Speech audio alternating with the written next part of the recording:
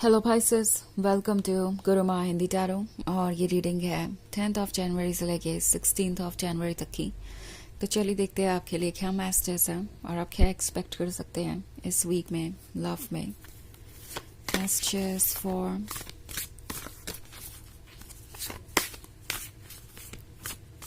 भाईसेस।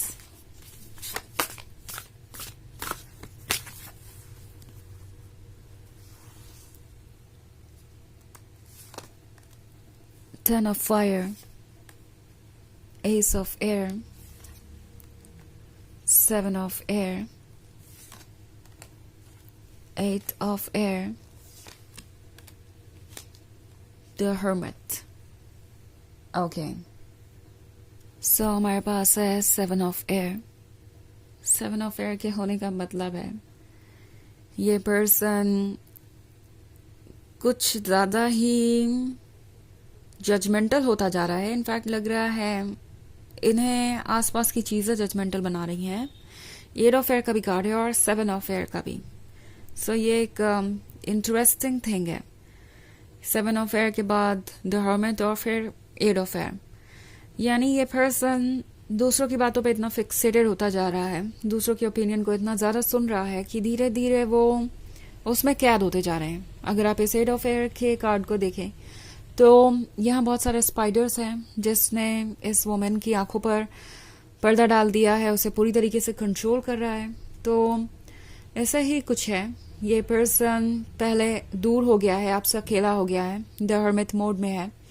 और इस अकेलेपन में कुछ ऐसे लोग हैं जो इन्हें मैनिपुलेट कर रहे हैं। पॉसिबली ये लोग उन्हें तभी वैलिडेशन देते हैं जब वो आपसे दूर जाए। तो यहाँ एक टॉक्सिक माइंड गेम चल रहा हो सकता है आपकी पीठ पीछे। इन्हें कुछ लोगों का वैलिडेशन चाहिए, या इनके फैमिली मेंबर्स हो सकते हैं, फ्रेंड्स हो सकते हैं, कोई भी हो सकता है आपकी सिचुएशन में। कुछ लोगों के लिए ये थर्ड पार्टी भी हो सकती है, या इनके वो फ्रेंड्स जिनका अटेंशन इन्हें चाहिए, अपोजिट सेक्स के फ्रेंड्स जिनसे ये फ्लर्ट करते हैं। आप अपनी सिचुएशन को अपने अकॉर्डिंग देख सकते हैं। वो जो वैलिडेशन इन्हें चाहिए उसके लिए ये कुछ भी करने को तैयार है। ऐसा लगता है कि ये पर्सन ये सोचकर आगे बढ़ रहा है कि वो चाहे जो भी करें, आप समझदार हैं, आप अपने हालातों से डील कर लेंगे। अगर वो आपको हर्ट भी करते हैं, आप दर्द में भी हैं, तो भी आपको उनके सहारे की जरूरत नहीं पड़ेगी। आप स्ट्रांग है तो आप तो हील कर ही जाएंगे, आपको किसी के सपोर्ट की जरूरत नहीं पड़ेगी। एंड इन द एंड आपका ये जो डीप लव है उनके लिए आपको हमेशा रोके रखेगा। आप जरूर उन्हें वेलकम करेंगे अपने लाइफ में अगर उन्हें कभी वापस आने का मन किया तो। सो ये पर्सन यही सोच के आगे बढ़ रहा है जैसे कि आप उनकी प्रॉपर्टी हो। इट्स लाइक बिहेव ऐसे वो कर रहे हैं कि ये तो उनका ही एरिया है, उनका ही जोन है, इस पर्सन पे तो उन्हीं का राइट है, ये लाइफ ये रिलेशनशिप तो उन्हीं के लिए बनी है। सो इसे वो लूज नहीं कर सकते, इस तरह की मेंटालिटी है।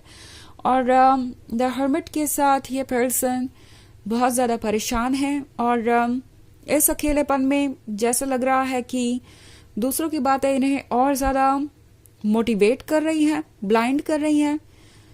एस ऑफ एयर का कार्ड है। प्रोबेबली आप दोनों दूर हैं, कोई कम्युनिकेशन भी नहीं हो रहा, कोई बात भी नहीं हो रही, और इस साइलेंस का फायदा दूसरे लोग उठा रहे हैं। एंड आपका पर्सन और ज्यादा उन्हीं नेगेटिव थॉट्स में फंसता चला जा रहा है और ज्यादा आपसे दूर होता चला जा रहा है और ज्यादा आपको जज कर रहा है, ये बिना जाने कि आप ये 10 ऑफ फायर से गुजरे हैं। उनके लिए आपने उनके लिए बहुत कुछ किया है, या यूं कहे कि ये बिना समझे, क्योंकि वो जानते तो है ही कि आपने उनके लिए क्या कुछ किया है, उन्हें अच्छे तरीके से पता है।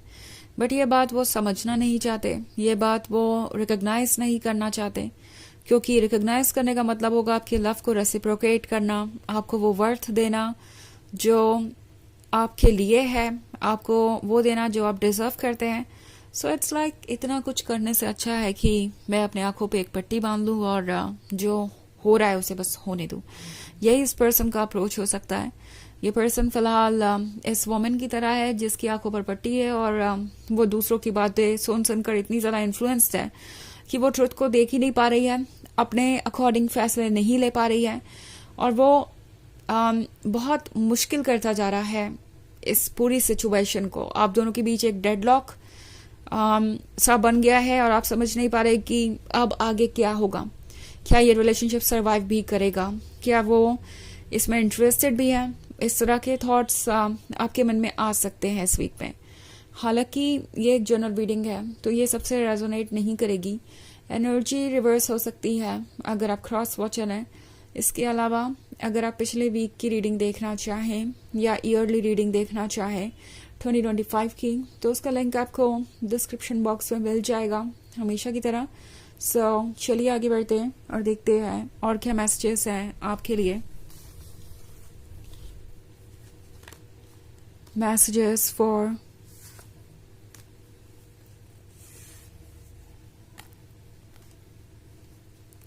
Pisces, the Empress, Page of Fire, Ace of Water, Eight of Earth, and the Moon. Okay. So the Empress है। The Empress का लव उन्हें याद है, उन्हें एडिक्शन है आपके प्यार का।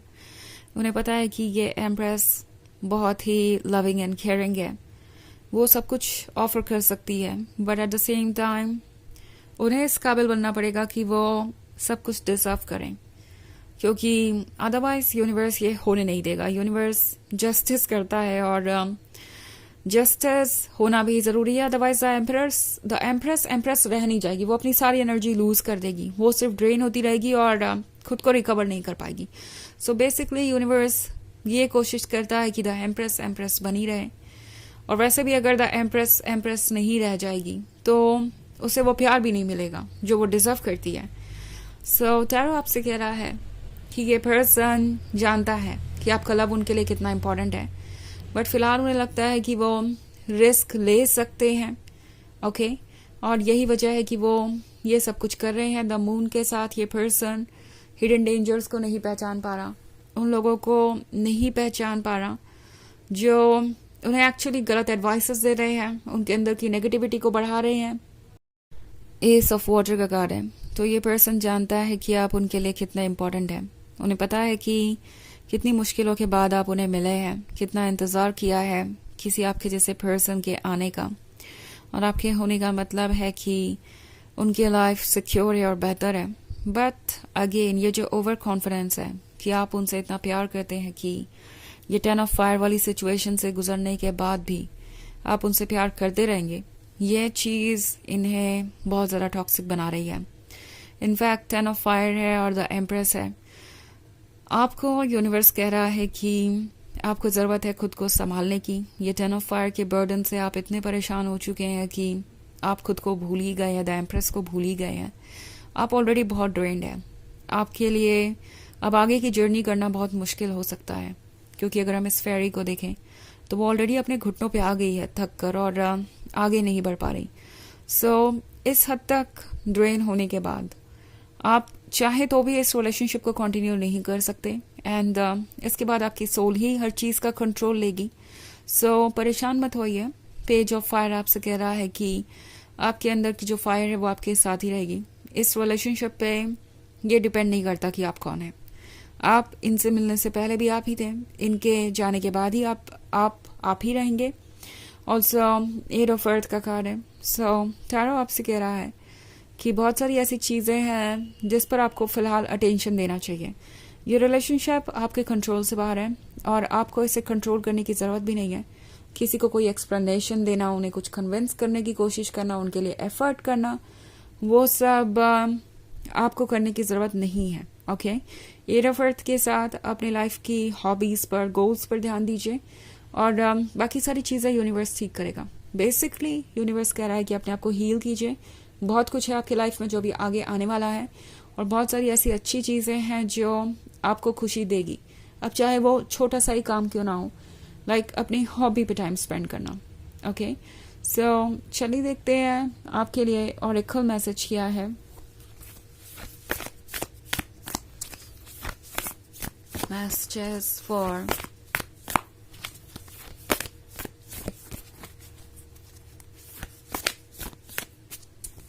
Pisces, Warrior Woman, have you answered your deepest calling? तो ये कार्ड आपसे पूछ रहा है कि क्या आपने अपनी मन की आवाज़ सुनी है, क्योंकि शायद आपका मन आपसे कब से कह रहा है कि कुछ तो ठीक नहीं है। इस रिलेशनशिप में आप बिलोंग नहीं करते, ये बहुत टॉक्सिक है आपके लिए, या ये आप डिजर्व नहीं करते। आपके अंदर की वॉरियर वुमन आपसे कह रही है कि चाहे हालात जो भी हो, आप इतने स्ट्रांग हैं कि उस सिचुएशन से बाहर आ सकते हैं। अपने अंदर की वॉरियर वुमन को सुनिए, आपकी सोल है ये, आपसे कह रही है कि आपको इस सिचुएशन से बाहर आना चाहिए जो आपको ड्रेन कर रही है और 10 ऑफ फायर वाली सिचुएशन में ले आई है, आपको वीक और वल्नरेबल बना दिया है। तो अपने इंट्यूशन को फॉलो कीजिए और अपने ऊपर भरोसा रखिए, बस यही आपका हायर सेल्फ आपसे कह रहा है। तो ये है रीडिंग इस वीक की। आई होप आपको अच्छी लगी होगी। Thanks for watching. Till next video, bye.